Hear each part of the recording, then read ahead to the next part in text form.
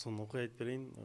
Нур тоосунда биз группабыз менен Нур тоосуна чыктык. Ал жакта пайгамбар саллаллаху алейхи вассалам өзү жалгыз болуп ошол жакта көп жакшы көргөн. Анан ошол тоого биринчи сүрө түшкөн да. Ошол эме чыкканда, тоого чыкканда баарыбыз группа менен чыгып атабыз да. Көп эле адамбыз. Анан бир 2-3 англис тилди билет. Ал жакта башка эме өлкөлөрдөн келген инсандар чыгып атат. Баарыбыз турабыз үстүндө 50 адам. Анан жалаң мусор да. Нур тоосу мусорго толуп кеткен.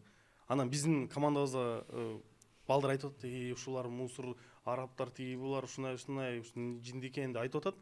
Анан тиги башка тилде сүйлөгөндөрдү которуп берип атат. Алар да айтып атыптыр да.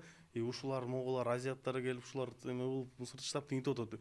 Бири-бирин күнөөлөп отурат, бирок эч кимиси ошол жерде акыл жеткен жок, ушул жерде жыйнап койсоң болобу депчи. Анан мен ошол жерден түшүндүм, көрсө ар бир келген адам ушуну көрөт экен. Анан тиги адамдар таштап баштады да мусорду. Анткени адат болуп калыптыр да. Көрдү да мусор жаткан. Значит, бул жер ушундай экен деп. Ошол эле жана айтып аткандар мусор таштап атат. Бул жер тиги өлкөлүк тура эмес дегендер эле мусор таштап кетти да. Анан айттык балдар менен тиги бул жерди жараткандар биз бул жерге ойду жөн салбаптыр. Бул жака жөн чыкпаппыз. Ушул жер жыйнашыбыз керек дептир. Анан ошол жерде устаз бир сөз айтты дейт. Мектеп барго дейт.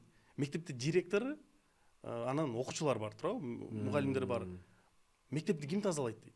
Ошол жерде окуган мугалимдер менен окуучулар эле тазалайт дейт. Башка тиешеси жоктор бул жакты тазалатпайт дейт. Эгер бизге бул ойду салган болсо, значит биз жаратканлардын мектебинде экенбиз да. Значит биз тура жолдо экенбиз да. Значит тазалап кетишибиз керек экен да. Башкалар тазалаган жок, канчасы чыгып келди Нур тоосун деп туруп. Тазаладык элек. Неге биз андай кылсак болбойт деген ойду. Биз чындап эле бир нерсени кылганда эмнени издейбиз?